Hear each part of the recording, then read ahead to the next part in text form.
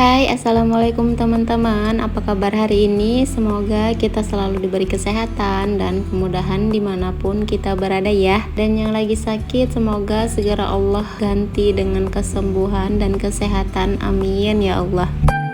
Di video kali ini aku mau food prep, melanjutkan video sebelumnya ya. Di Pajak itu aku beli nangka muda gini ya teman-teman. Kami biasa sebutnya itu gori. Jadi sebelum dimasukkan kulkas, aku pengen ngerebusnya dulu biar nanti kalau mau memasak tinggal cemplung aja ya, biar cepat waktu memasaknya. Nah, ini lanjut aku mau bersihkan protein hewani ya teman-teman. Kayak gini lah ya kan, kalau belanja di pasar Tipo, ikannya itu nggak dipotongin, tapi kalau yang di Pajak dekat rumah aku itu pasti dipotongin teman-teman, karena harganya murah. Aku potong-potong sendiri aja. Nah, ini kulit udangnya itu mau aku rebus, mau aku jadikan kaldu udang gitu, biar nanti untuk stok makan anak aku ya teman-teman. Kulit udangnya ini bukan jorok ya teman-teman, kan ini udah dicuci bersih, jadi kita tinggal ngerebusnya. Ini tuh enak kali, apalagi kalau kalian mau kulit udangnya itu digoreng terus di blender, itu untuk campuran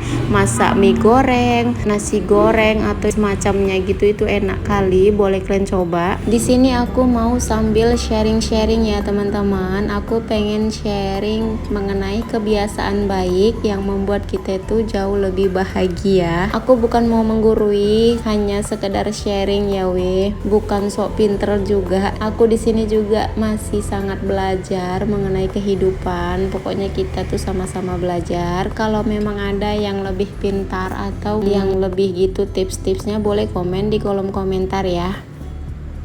Yang pertama itu jangan membandingkan diri kita dengan orang lain. Ada nih teman kita yang misalnya di sosial media itu posting pencapaian-pencapaian dia. Kita tuh jangan iri atau dengki ya teman-teman. Gak apa-apa kita ikut senang dengan pencapaian orang lain. Kalau memang kita pengen pencapaian yang seperti itu juga, ya kita juga harus berusaha. Kita gak boleh iri atau dengki, karena penyakit hati yang seperti itu akan membuat kita tuh jadi gak produktif, atau energi dalam tubuh kita itu mengeluarkan yang negatif-negatif ya teman-teman. Jadi nggak perlulah iri atau dengki, pokoknya kita harus melakukan apa yang kita mau yang positif ya teman-teman. Nggak usah iri dengan orang lain, nggak usah memikirkan orang lain yang gimana-gimana. Pokoknya kalau misalnya nih kita pengen punya sesuatu atau mencapai sesuatu, ya kita fokus aja bagaimana cara mencapainya itu. Nggak usah palah iri dengan pencapaian orang lain ya. Yang kedua itu membersihkan dan meletakkan barang-barang itu pada tempatnya ya teman-teman. Misalnya kita kan sebagai ibu rumah tangga, ya memang kewajiban kita itu membersihkan dan merapikan rumah ya. Kalau kita melihat rumah itu bersih, rapi, dan barang-barang sesuai pada tempatnya, nah itu pasti enak kali dipandang ya teman-teman. Dan kita mencari barang pun gak kesulitan. Tapi kalau kita melihat rumah itu berantakan, atau kita mencari sesuatu yang biasanya diletakkan di sini tapi tidak ada, itu malah bikin emosi ya teman-teman. Jadi upayakan rumah itu ya selalu bersih dan barang-barang selalu pada tempatnya. Sebenarnya nggak wajib setiap saat harus rapi dan bersih rumah sih ya kan nggak mungkin ya, karena rumah juga berpenghuni, jadi nggak mungkin setiap saat itu rapi. Tapi ya minimal 1 hari itu sekali dirapikan ya teman-teman. Nggak apa-apa, ada waktunya memang kita tuh lagi malas atau mager atau merasa capek, nggak apa-apa, istirahat dulu sebentar, nanti kalau udah mood baru dibersihkan lagi. Yang ketiga itu ikhlas ya teman-teman. Sebenarnya kata-kata ikhlas itu ya mudah untuk diucapkan, tapi pelaksanaannya susah ya, apalagi kalau kita menginginkan sesuatu yang memang udah di depan mata kita tapi itu tidak kita miliki atau tidak menjadi kenyataan. Itu subhanallah, perasaannya itu kecewa ya teman-teman. Tapi ya mau gimana lagi, semakin kita berusaha mengontrol apa yang tidak bisa kita kontrol, itu malah menjauhkan kita dari rasa bahagia ya, malah membuat kita jadi kesel, emosi, dan hal-hal negatif pasti muncul dalam diri kita ya teman-teman. Kalau kita udah bisa bersikap ikhlas, sabar, insya Allah kita akan merasakan kebahagiaan yang sebenarnya ya. Jadi arti dari ikhlas itu ya kita harus selalu berserah dan bersyukur atas ketentuan Allah Subhanahu wa Ta'ala ya teman-teman. Kita selalu ucapkan alhamdulillah, baik itu yang sedih maupun yang senang. Insya Allah Allah ganti dengan kebahagiaan semuanya kalau memang kita ikhlas ya. Yang keempat itu mengucapkan hal positif kepada diri sendiri ya. Bilang kepada diri sendiri, yakinkan diri sendiri bahwasanya kita itu bisa untuk melakukan hal tersebut. Apapun itu, percaya pada diri sendiri, insya Allah kita bisa ya melakukan hal-hal positif ya teman-teman. Jangan merasa minder, merasa nggak mampu, atau merasa orang lain lebih bisa dari kita.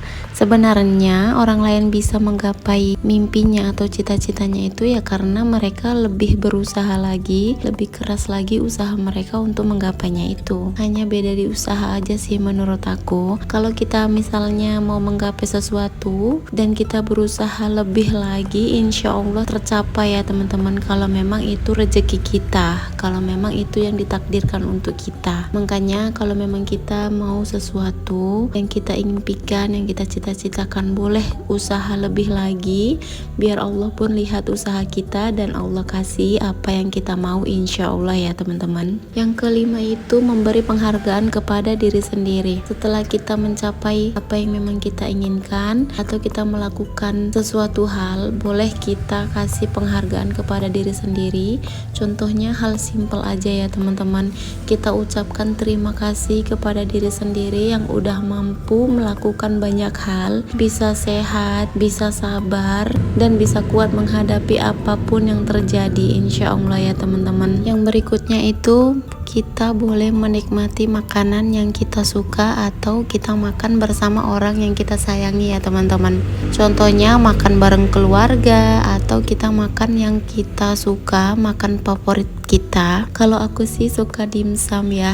Jadi aku kalau misalnya ada sesuatu yang lagi nggak enak atau butuh mood booster gitu, aku beli dimsum dan aku kukus sendiri ya teman-teman. Aku nikmati dimsum itu. Setelah makan dimsum aku kayak lebih fresh gitu ya teman-teman. Nggak tahu kenapa aku suka kali dimsum. Pokoknya dia menjadi salah satu mood booster aku ya.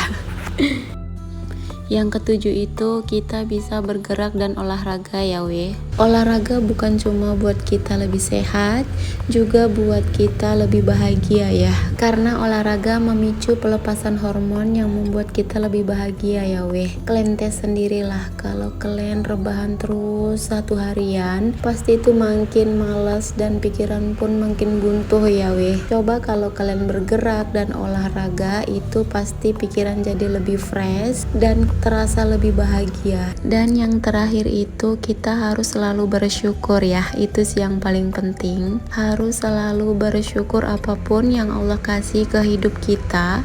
Apapun yang kita punya selama ini itu harus selalu bersyukur. Dengan selalu bersyukur kita bisa menerima apapun keadaan kita dan kita bisa jadi lebih bahagia ya teman-teman, karena kita bisa menerima apa adanya diri kita. Kita bisa menerima apa yang kita miliki dan kita tidak iri terhadap apa yang dimiliki orang lain ya. Pokoknya harus selalu bersyukur, itu sih kuncinya. Bersyukur itu bisa membuat kita jadi jauh lebih bahagia.